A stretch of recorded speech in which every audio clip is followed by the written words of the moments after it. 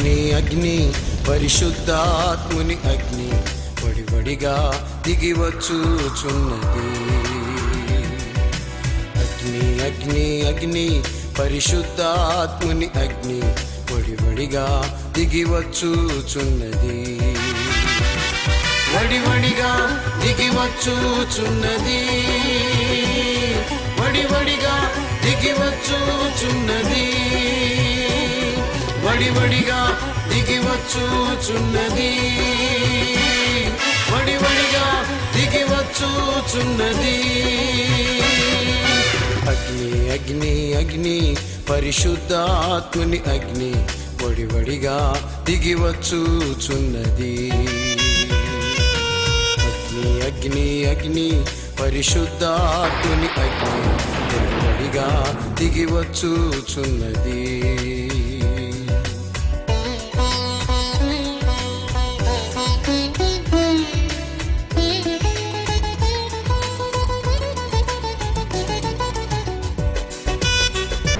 ఎంత కృపామయుడవు యేసయ్యా, ప్రేమ చూపి నన్ను బ్రతికించినావయ్యా. ఎంత కృపామయుడవు యేసయ్యా, ప్రేమ చూపి నన్ను బ్రతికించినావయ్యా. నలిగితి నీవే శారితివి, నలిగితివి వేషారితివి. నాకై ప్రాణమునిచ్చితివి, నాకై ప్రాణమునిచ్చితివి. ఎంత కృపామయుడవు యేసయ్యా, ప్రేమ చూపి నన్ను బ్రతికించినావయ్యా. బండలాంటిది నాదు మొండి హృదయం, ఎండిపోయిన నాదు పాప జీవితం. బండలాంటిది నాదు మొండి హృదయం, ఎండిపోయిన నాదు పాప జీవితం. మార్చితివి నిశ్వాసముగా, మార్చితివి నిశ్వాసముగా. ఇచ్చినావు మెత్తనైన క్రొత్త హృదయం, ఇచ్చినావు మెత్తనైన క్రొత్త హృదయం. ఎంత కృపామయుడవు యేసయ్యా, ప్రేమ చూపి నన్ను బ్రతికించినావయ్యా. ఎంత కృపామయుడవు యేసయ్యా, ప్రేమ చూపి నన్ను బ్రతికించినావయ్యా. కన్నా తల్లిదండ్రి నన్ను మరచినను, ఈ లోకము నన్ను వెలివేసిన. కన్నా తల్లిదండ్రి నన్ను మరచినను, ఈ లోకము నన్ను వెలివేసిన. మరువలేదు నన్ను విడువలేదు, మరువలేదు నన్ను విడువలేదు. ప్రేమతో పిలిచిన నాదుడవు, ప్రేమతో పిలిచిన నాదుడవు. ఎంత కృపామయుడవు యేసయ్యా, ప్రేమ చూపి నన్ను బ్రతికించినావయ్యా. నలిగితి నీవే శారితివి, నలిగితివి వేషారితివి. నాకై ప్రాణమునిచ్చితివి, నాకై ప్రాణమునిచ్చితివి. ఎంత కృపామయుడవు యేసయ్యా, ప్రేమ చూపి నన్ను బ్రతికించినావయ్యా. క్రీస్తునందు అత్యంత ప్రియమైనటువంటి ఈ తేజ మహిమ కార్యక్రమం వీక్షిస్తున్నటువంటి మీకు అందరికీ కూడా మరొకసారి నా హృదయపూర్వకమైన శుభాభివందనములు తెరపరచుకుంటున్నాను. లేఖన భాగాలు చదువుకుందాం. 63వ కీర్తన 1 నుంచి 5 వచనాలు చదువుకుందాం. దేవా నా దేవుడవు నీవే,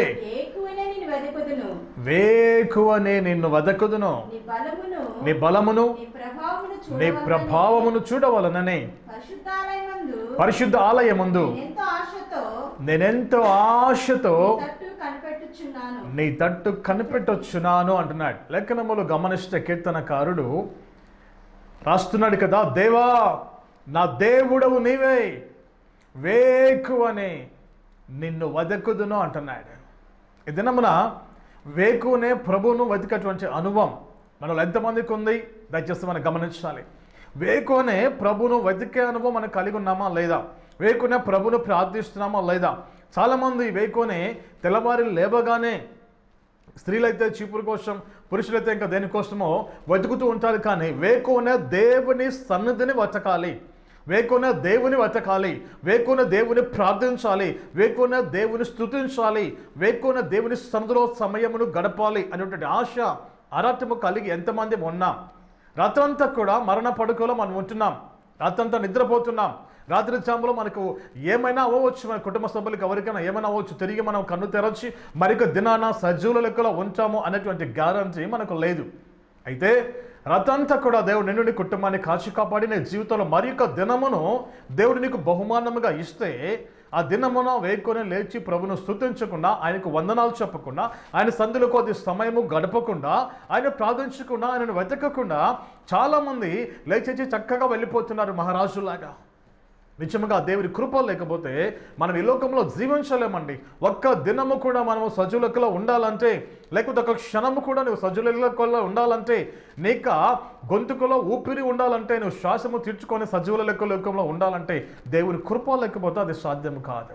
దేవుడు చేసిన మేలును మరచిపోయి వేకుని లేచేసి నువ్వు వెళ్ళిపోతున్నావా? నిజంగా దేవుని మరచిపోతున్నావా? దేవుని విడిచిపెడుతున్నావా? దేవాది దేవుని ఈ కీర్తనకారుడంట వేకువన వెతుకుతున్నాడంట. ఎందుకంటే అంటున్నాడు, దేవా నా దేవుడవు నీవే, అంటే నాకు సమస్తము నీవే ప్రభా, నాకు సర్వము నీవే, నాకు ఆధారము నీవే, నాకు ఆశ్రయము నీవే, నా సహాయకుడవు నీవే, నా పోషకుడవు నీవే, నాకు తోడుగా ఉండివాడవు నీవే, ప్రతి విషయంలో నాకు విజయమునొచ్చి వాడవు నీవే అనేటువంటి అర్థాలు స్ఫురించేటట్టుగా, దేవా నా దేవుడవు నీవే, వేకువనే నేను నిన్ను వెతుకుతాను అంటున్నాడు. వేకున దేవుణ్ణి వెతికే అనుభవం ఖచ్చితంగా ప్రతి నిత్యముగా ప్రతి క్రైస్తవుడు కూడా కలిగి ఉండాలి. నా ప్రియమైన సహోదరి సహోదరుడా, ఈ సమయంలో దేవాది దేవునితో మాట్లాడుతున్న విషయం అంటే, వేకునే దయచేసి దేవుని సన్నిధిని వెతకు, ఆయన సన్నిధి వెతకమని దేవుడు కోరుకుంటున్నాడు. ఆయన సన్నిధిని ప్రతి దినము కూడా నువ్వు లేచి ఆయన సన్నిధిని వెతకాలి, ఆయనను ప్రార్థించాలి, ఆయన సన్నిధిలో కనిపెట్టాలి. కీర్తనగాడు ఇంకా అంటున్నాడు కదా, చదువుకుందాం. నా మంచము మీద, మంచము మీద అంట దేవుని జ్ఞాపకం చేసుకుంటున్నాడంట. నా మంచము మీద నేను జ్ఞాపకం చేసుకొని రాత్రి జాముల యందు నేను ధ్యానించుచున్నప్పుడు క్రొవ్వు మెదడు నాకు దొరికినట్లుగా నా ప్రాణము తృప్తి పొందొచ్చున్నది అంటున్నాడు. తన ప్రాణం అంట తృప్తి పొందొచ్చున్నది. రాత్రి జాములలో మంచము మీద తన పరుండి ఉండి దేవుని ధ్యానిస్తున్నాడు, దేవుని ప్రార్థిస్తున్నాడు, దేవుని స్తుతిస్తున్నాడు. రాత్రి జాములలో మన మంచం మీద పడుకొని సాధారణంగా గురకబెట్టి నిద్రపోతూ ఉంటాం. ఉదయం తిరిగి లేచి రకరకాల పనులు ఉంటాయి, హడావుడి ఉంటుందని చెప్పేసి పడుకొని నిద్రపోతాం హ్యాపీగా. లేకపోతే రకరకాల మన దైనందిన జీవితంలోని సమస్యల గురించి, రకరకాల బాధ్యతల గురించి ఆలోచన చేస్తుంటాం. రకరకాల విషయాలలో, అనవసరమైన విషయాలలో, లోకానుసారమైన శరీర సంబంధ విషయాలలో మన ఆలోచన కలిగి ఉంటాము. కానీ రాత్రి జాములలో మంచం మీద పడుకోండి, ఈ కీర్తనకారుడు దేవుని ధ్యానిస్తున్నాడంట. ఆయన సంధి కోసం ఆశ కలిగి ఉన్నాడంట. దేవుని ధ్యానిస్తున్నాడు మంచం మీద పడుకొని రాత్రి జాములలో అంట. దేవుని ధ్యానిస్తున్నప్పుడు అతని ప్రాణం అంతా ఏమవుతున్నదంటే క్రొవ్వు మెదడు అతనికి దొరికినట్లుగా అతని ప్రాణము తృప్తి పొందొచ్చు అన్నదంట. అంటే దేవుని సన్నిధి కొరకు ఎంత ఆశ కలిగి, ఎంత ఆరాటము కలిగి, ఎంత కోరికతో ఉన్నాడు. దేవుని సన్నిధి లభించినప్పుడు, దేవుని నుంచి వాక్కు లభించినప్పుడు, దేవునికి దర్శనం లభించినప్పుడు, దేవుని సన్నిధితో అతను నింపబడినప్పుడు, దేవునికి అభిషేకం అతనిపైకి దిగొచ్చినప్పుడు, దేవుని కృపతో అతను ఆవరించబడినప్పుడు, దేవుని ముఖముకి దర్శనం అతను చేసుకున్నప్పుడు అతను ఎలా తృప్తి పొందుతున్నాడంటే క్రొవ్వు మెదడు లభించినంత సంతోషంగా అతని మనసు తృప్తి పొందొచ్చున్నదంట. లేక మనం ఇంకా చదువుకుంటే నీళ్లు లేక ఎండి ఉన్న దేశమందు నీ కొరకు నా ప్రాణము తృష్ణగొనుచున్నది అంటాడు. నీళ్లు లెక్క ఎండున్న దేశమందు వాస్తవానికి నీటి కోసం దప్పిక కలిగి ఉండాలి. యూదా అరణ్యములో ఈ కీర్తనకారుడు దావీదు ఈ కీర్తనను లిఖించున్నాడు. యూదా అరణ్యములో అరణ్యం అంతా కూడా నీరు లేక ఎండి ఉన్నటువంటి అరణ్యమును చూస్తూ తను రాసినటువంటి కీర్తన ఏమిటంటే, నీళ్లు లేక ఎండి ఉన్న దేశమందు దేవా నీ కొరకు నా ప్రాణము తృష్ణ కొనొచ్చున్నది, దప్పిక కొనొచ్చున్నది అంటున్నాడు. దేవుని కొరకైన దప్పిక, దేని కొరకైన ఆకలి, ఆయన సన్నిధి కొరకైన ఆరాధ్యము నీకుందా? వేకున లేచి ప్రభువా నీ సన్నిధి నాకు కావాలి, ప్రభువా నీవు నాకు కావాలి, నీ వాకు నాకు కావాలి, నీ ఆశీర్వాదం నాకు కావాలి, నీ వాకు లేకపోతే, నీ ఆశీర్వాదం లేకపోతే ఇదిగో ఈ లోకంలో నేను వెళ్ళిపోతున్నాను. తెల్లవారి నాకు ఏమవుతుందో, నా కుటుంబ సభ్యులకి ఏమవుతుందో, నా పనులను విజయం సాధిస్తానో లేదో, ఎలాంటి సమస్యలు ఎలాంటి ఆపదలు పొంచి ఉన్నావో, అపవాది ఎలాంటి సమస్యను తెచ్చిపెట్టడానికి వాడు పొంచి ఉన్నాడో అని మెలకువ కలిగిన ప్రార్థన చేస్తున్నావా? వేకుని లేచి ప్రార్థన చేస్తున్నావా? లేక మనం చూస్తాం కదా, మీరు శోధనలో ప్రవేశించకున్నట్లుగా మెలకువ కలిగి ప్రార్థన చేయడానికి ప్రభువైన యేసుక్రీస్తు వారు తన శిష్యులతో చెప్పిన వాటిని జ్ఞాపకం చేసుకొని వేకుని దేవుని వెతికే అనుభవం నువ్వు కలిగి ఉండాలి. 5వ కీర్తనలో 3వ చరణంలో ఇదే దావీదు భక్తుడు తన యొక్క ప్రార్థన జీవితం గురించి మాట్లాడుతున్నాడు. యెహోవా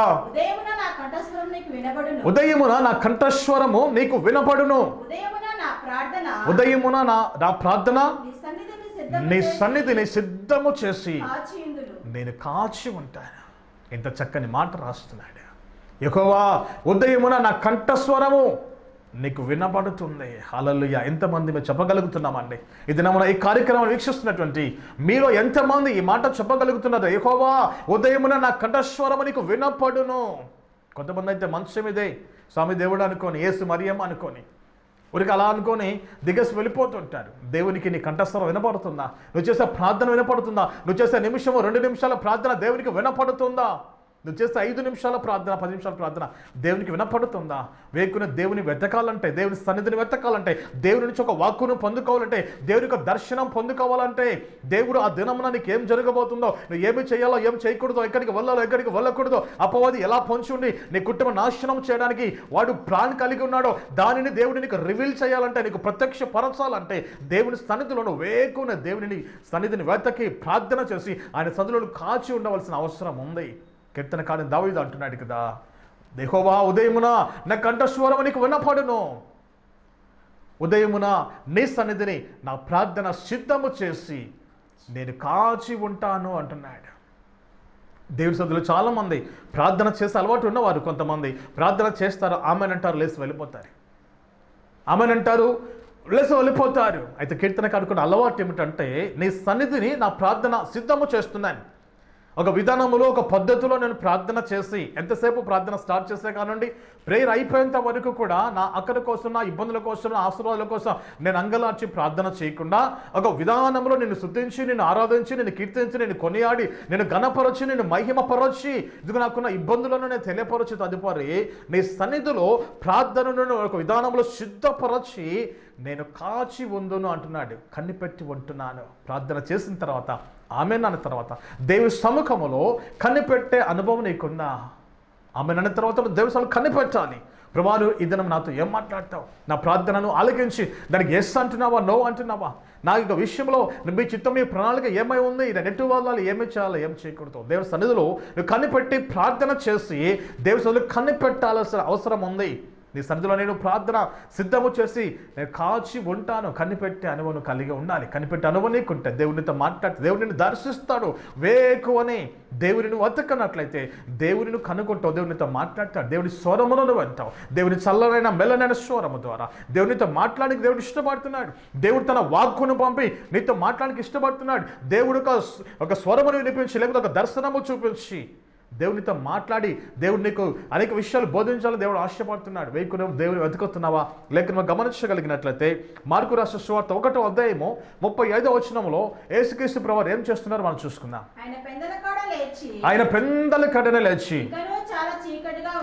ఇంకను చాలా చీకటి ఉండగానే బయలుదేరి అరణ్య ప్రదేశమునకు వెళ్ళి అక్కడ ప్రార్థన చేయించు ఉండను. ఆయన వేకున లేచి ఇంకా చాలా చీకటి ఉండగానే అరణ్య ప్రదేశమునకు వెళ్ళి అక్కడ ప్రార్థిస్తున్నాడు. యేసుక్రీస్తు ప్రభువారు ఈ లోకంలో జీవిస్తున్నప్పుడు దేవాది దేవుడు మానవుడిగా ఈ లోకంలోకి జన్మించి ఈ లోకంలో జీవిస్తున్న దినములలో ఆయనకే ప్రార్థన అవసరమైంది, ప్రార్థన శక్తి అవసరమైంది, ప్రార్థన నడిపింపు అవసరమైంది, దేవుని కాపుదల అవసరమైంది, దేవుని నడిపింపు అవసరమైంది, దేవుని శక్తితో నింపబడడం అవసరమైనప్పుడు ఇద్దరు మన నిజంగా బలహీనమైనట్టు నీకు ఇంకా ఎంత అవసరం? దేవుని సందులో వేయకొని నువ్వు దేవుని వెతకి దేవుని ప్రార్థించి దేవుని సందులో కనిపెట్టి ప్రార్థించినప్పుడు నిజంగా ఈ దేవుడు నీతో మాట్లాడి తన మెల్లైన స్వరము చేత నిన్ను నడిపించడానికి, తన చిత్తంలో తన ప్రణాళికలు నడిపించడానికి, తన బలిష్టమైన హస్తమును పట్టుకొని విజయ పథంలో నడిపించడానికి, క్షేమమును నీకు విస్తరింప చేయడానికి, అపవాది పైన నీకు జయమనివ్వడానికి ఈ దేవుడు ఆశపడుతున్నాడు. వేకునే ఆయనని దర్శిస్తున్నాడు, నేను సమీపిస్తున్నాడు, నీతో మాట్లాడడానికి ఆయన ఇష్టపడుతున్నాడు. 2000 సంవత్సరం నుంచి 2004 సంవత్సరం వరకు ఆ దినములలో నేను ఒక ఆరోగ్య డాక్టర్గా పనిచేస్తున్నాను. ఆ సమయంలో నేను శ్రీశైలం ప్రాజెక్టులో నేను ఒక డాక్టర్గా పనిచేస్తున్న సమయంలో నేను రాత్రి సమయంలో బాగా నిద్రపోతున్నప్పుడు గాఢ నిద్రలో 2000 సంవత్సరంలో సడన్గా ఒక రోజు నాకు మెలకువ వచ్చింది. మెలకువ వచ్చినప్పుడు నేను అలా కళ్ళు తెరిచాను. కళ్ళు తెరిచి నేను టైం పీస్ వైపు నేను టైం చూసినప్పుడు కరెక్ట్గా 3 గంటలైంది. తెల్లవారుజామున 3 గంటలైంది. నేను ఎందుకు ఇంత 3 గంటలకు కరెక్ట్గా మెలకు వచ్చింది అనుకున్నాను. కళ్ళు మూసుకొని నిద్రపోయాను. అప్పుడు నేను నామకార్థం క్రైస్తవుడిగా ఉన్నాను. అయితే కళ్ళు మూసుకొని నిద్రపోయాను. అలాగే తెల్లవారింది. తిరిగి ఒక 4-5 దినముల తర్వాత తిరిగి బాగా గాఢ నిద్రలో ఉన్నప్పుడు సడన్గా నా కళ్ళు ఓపెన్ అయిపోయాయి. నాకు తెలియకుండానే మెలకు వచ్చేస్తుంది. కళ్ళు తెరిచి నేను యథాలోపంగా నేను వాచ్ వైపు చూసినప్పుడు అక్కడ కరెక్ట్గా 3 గంటలు అయింది. తిరిగి ఒక వారము ఒక 10 రోజులు గడిచింది. తిరిగి నాకు నైట్ బాగా నిద్రలో ఉన్నప్పుడు మెలకు వచ్చింది. నేను టైం చూశాను, కరెక్ట్గా 3, ఒక్క సెకండ్ కూడా లేకపోతే ఒక నిమిషం కూడా అటు ఇటుగా కూడా లేకుండా కరెక్ట్ అయింది. నాకు భయం కావడం ప్రారంభించింది. ఎందుకని నాకు కరెక్ట్గా 3 గంటలకు నాకు మెలకు వస్తుంది అని ఒక భయం ప్రారంభించింది. దేవుడు నాతో మాట్లాడాలనుకుంటున్నాడా, దెయ్యంలో లేకపోతుందా, అసలు నా జీవితంలో ఏమి కాబోతుంది అని దాదాపు 2 సంవత్సరాల పాటు ఇలాగే 4-5 రోజులకు ఒకసారి, వారానికి ఒకసారి దేవుడు నన్ను కరెక్ట్గా 3 గంటలు లేపుతూ వచ్చాడు.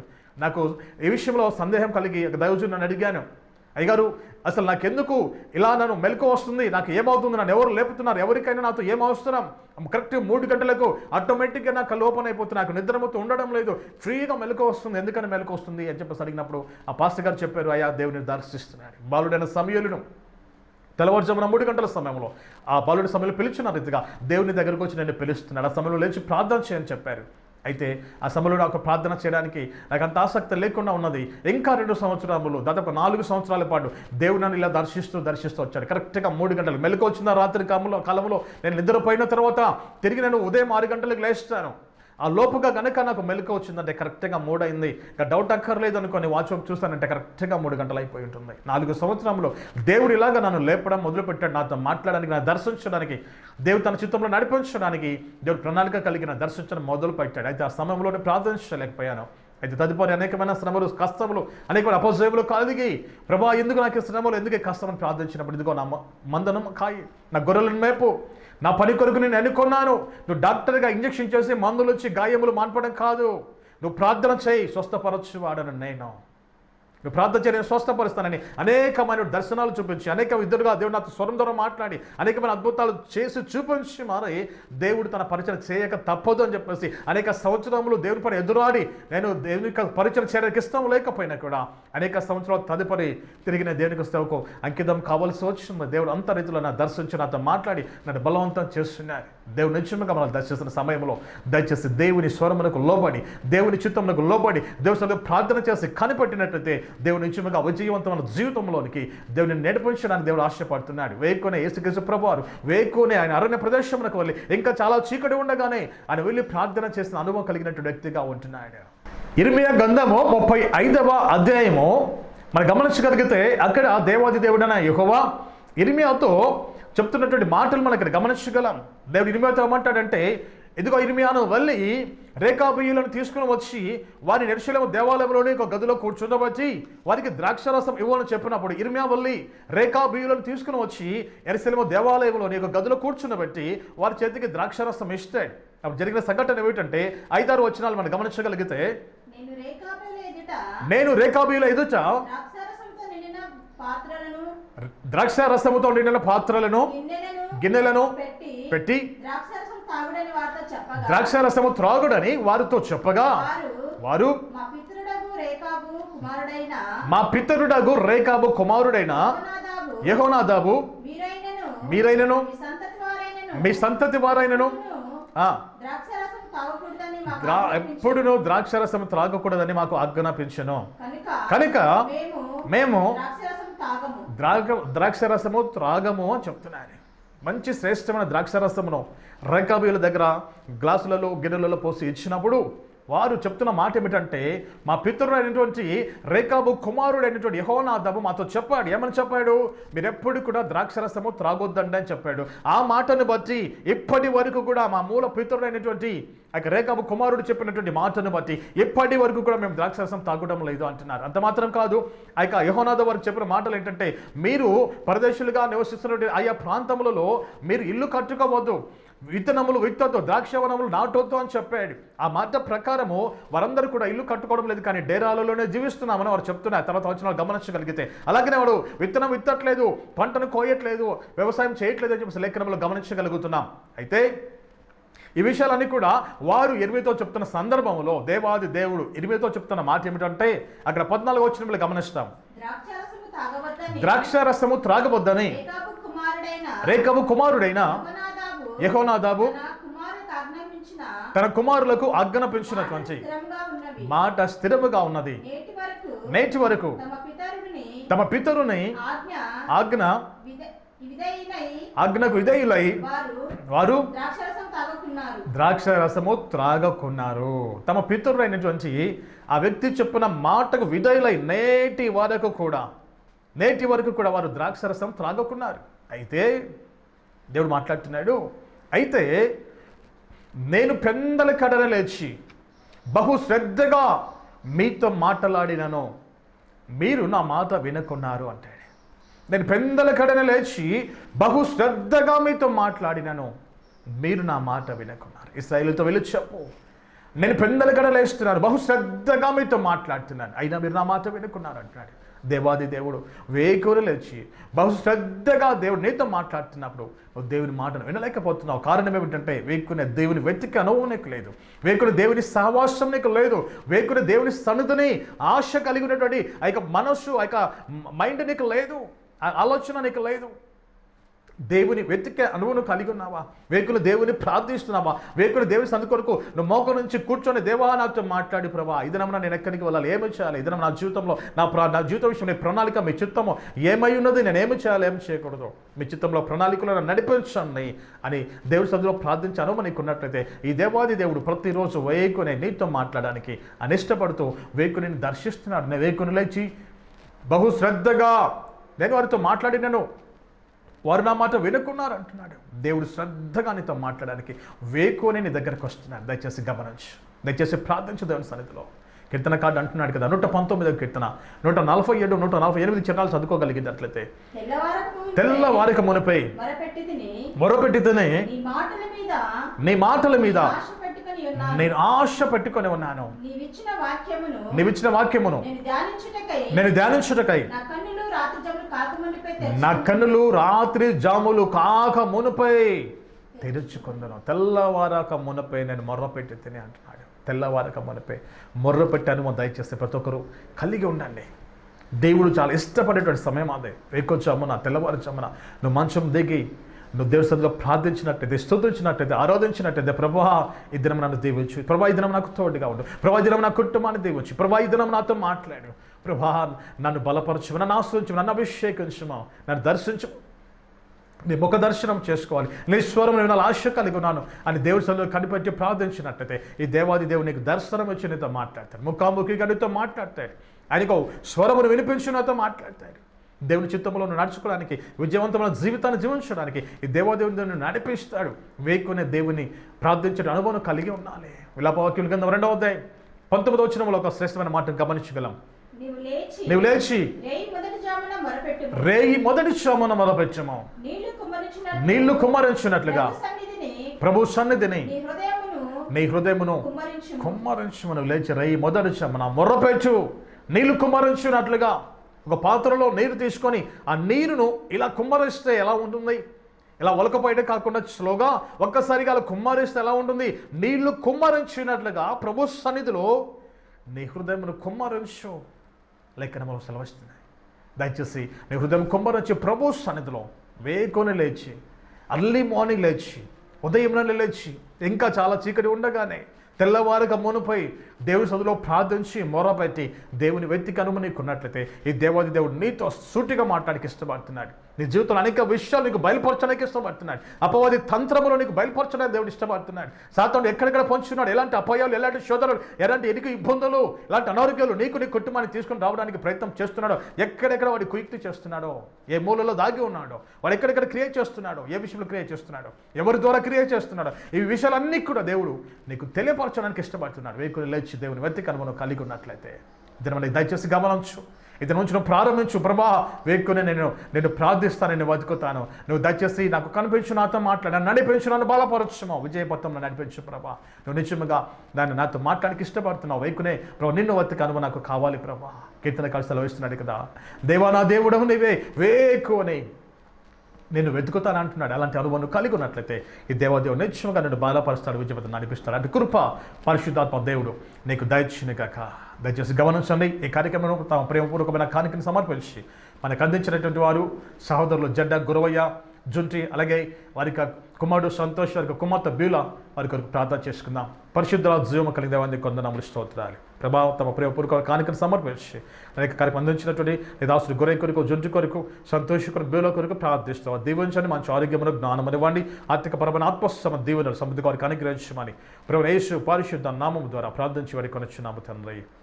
ఆమేన్. దయచేసి గమనించండి, తేజ మహిమ కార్యక్రమాలు ప్రతి ఆదివారం, ప్రతి బుధవారం రాత్రి 7 గంటల నుంచి ప్రారంభమవుతున్నాయి. అనేకులు ఈ వర్తమానములని ఆశ్రయించబడుతున్నారు. అనేకులు ఆశ్రయించబడి స్వస్థతలు పొందుకొని అద్భుతాలు పొందుకుంటున్నారు. దయచేసి మీరందరూ కూడా జరగతగా వర్తమానం విని మీరు దీవించబడాలని కోరుతున్నాను. అలాగే కుంటలోని గ్లోరీ టెంపుల్ నందు ప్రతి ఆదివారం ఆరాధన ఉదయం 10 గంటల నుంచి 1 గంట వరకు జరుగుతుంది. అనేకులు వచ్చి ఆశ్రయించబడుతున్నారు. దయచేసి మీరు ఏ మందిరానికి వెళ్ళను వారైతే దయచేసి మీరు కూడా వచ్చి దేవుని ఆశీర్వాదం పొందుకోవాలని ప్రేమపూర్వకమైన ఆహ్వానం పలుకుతున్నాను. దేవుడు మీరు సమృద్ధిగా దీవించి. God bless you. మన తండ్రి అయిన దేవునిక ప్రేమ, అని కుమారుడైన యేసుక్రీస్తు శాశ్వతమైన కృప, పరిశుద్ధాత్మ దేవుని అనే సహవాసము, సమాధానము ఇక చెని మనకు లోకల్ సకల పరిశుద్ధులకు ఇప్పుడు ఎల్లప్పుడూ సదాకాలము నిత్యము తోడై ఉండి నడిపించును గాక. ఆమేన్. Thank you.